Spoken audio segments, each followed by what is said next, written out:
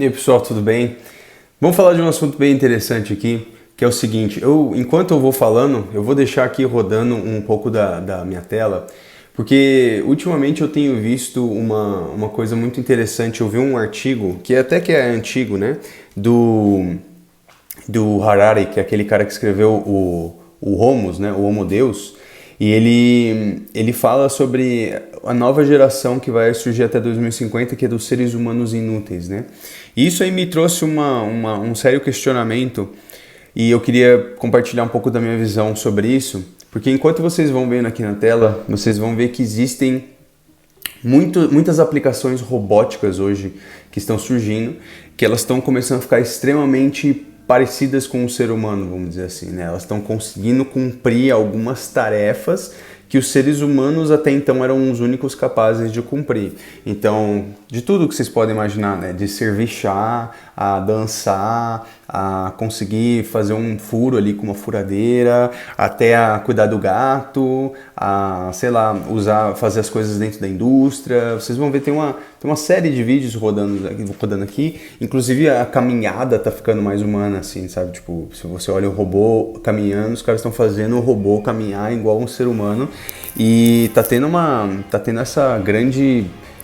esse grande desenvolvimento, né? Parece que agora o pessoal está atacando bastante essa parte de hardware, né? Eles estão tentando avançar nessa parte de hardware e é uma coisa, assim, muito impressionante, muito chocante quando a gente começa a ver e perceber que existem máquinas que estão começando a conseguir chegar até no setor da construção. Tipo, tem um robô ali que ele tá abrindo uma lata de tinta, enfim, é muito contra-intuitivo, porque a gente sempre ouviu falar, tipo, não, tem coisas que o ser humano só ele vai conseguir fazer, e agora os caras estão construindo máquinas que estão conseguindo fazer o que só o ser humano conseguia fazer manualmente falando, né?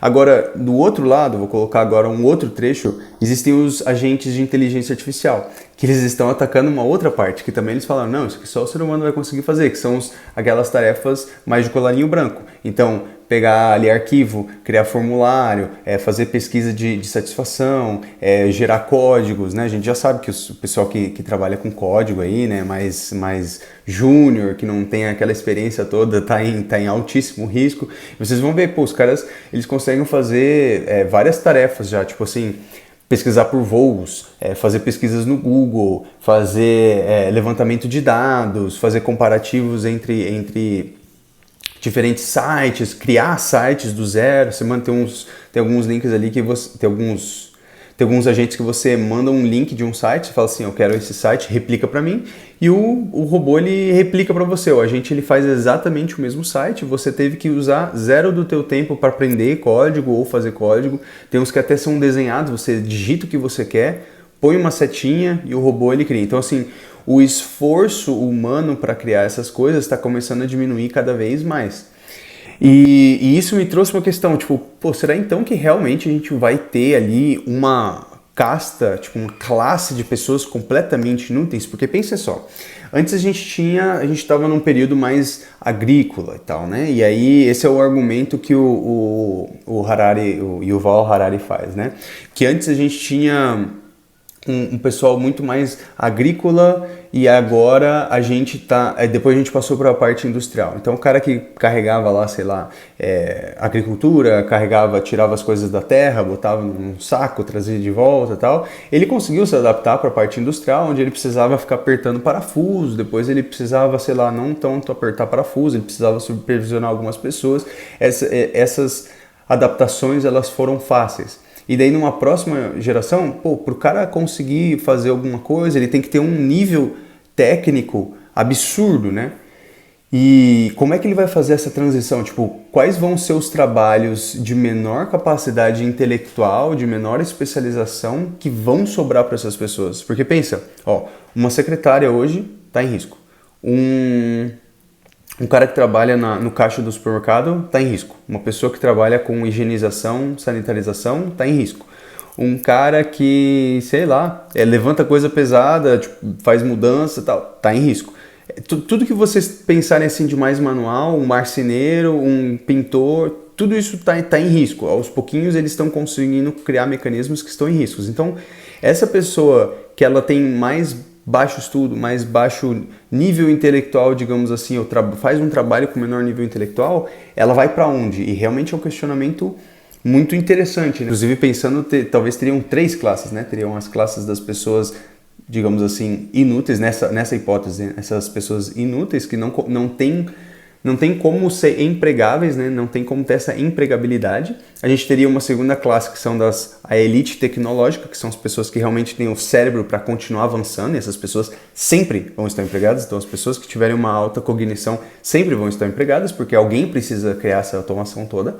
E tem uma terceira, digamos assim, classe, que são as pessoas com muita de que vão ser as consumidoras de toda essa tecnologia, que vão ser aquelas que vão usar toda a parte biônica, né? Toda essa parte de automação, de alta tecnologia. Então provavelmente é assim que ele enxerga que essas classes vão ser divididas. Agora, por um outro lado, hoje em dia, quantos prompts que você precisa às vezes para conseguir a resposta que você quer do ChatGPT, né? Quantas vezes que você precisa gerar uma imagem para chegar em algo realmente bom? Quantas vezes você precisa digitar ali as tasks e pedir para ele reprogramar para que o site consiga ficar do jeito que você quer num agente desses, ou para que ele execute aquela tarefa da maneira certa? Às vezes são várias, são tipo 20 para 1, então você tem que tentar 20 vezes para chegar no que você quer, e você tem que selecionar o que você quer.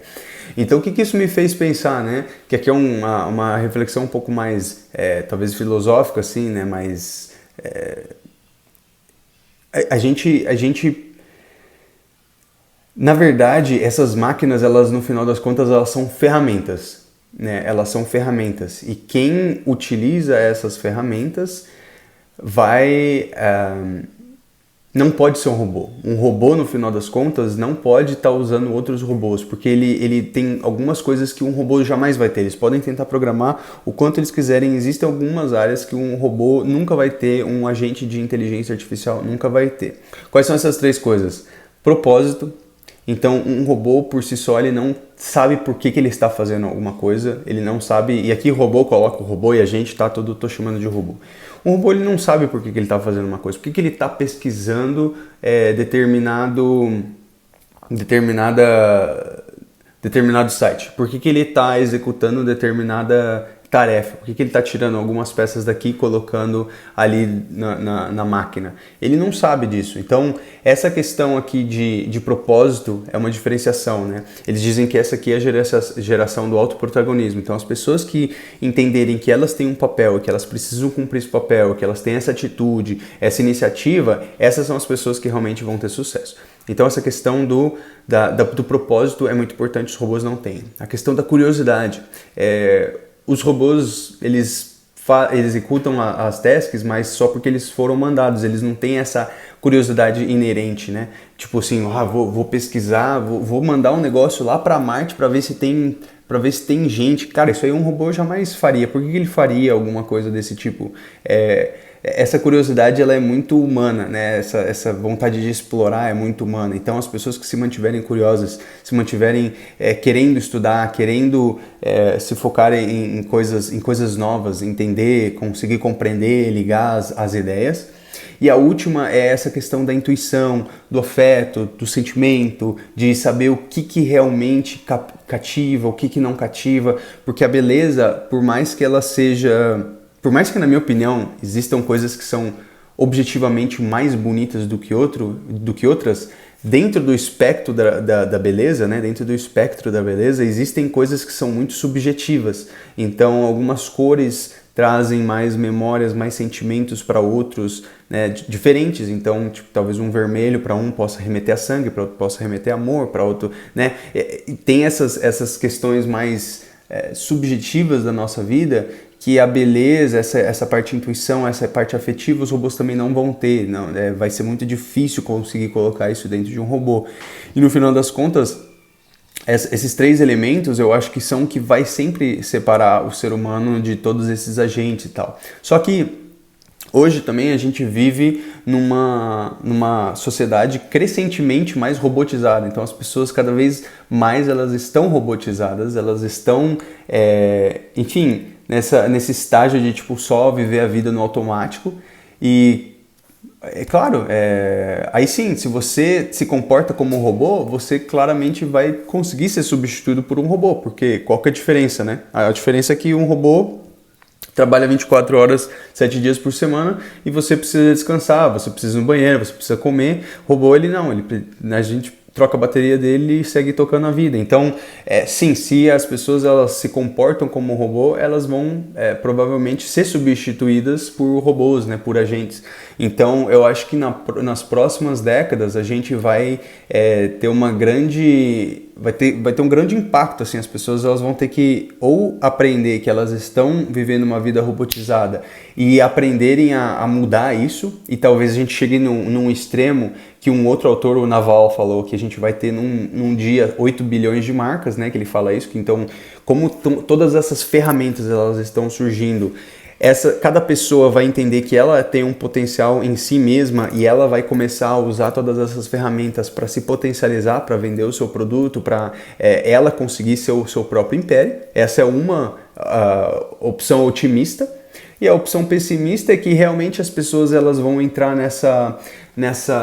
nesse entendimento de que pô, a vida toda é automática, eu simplesmente não sirvo para nada, então eu vou sentar nessa minha cadeira automática, beber minha Coca-Cola e ficar jogando meu tempo fora o dia inteiro, que é mais ou menos o cenário que aconteceu no Wall-E, né?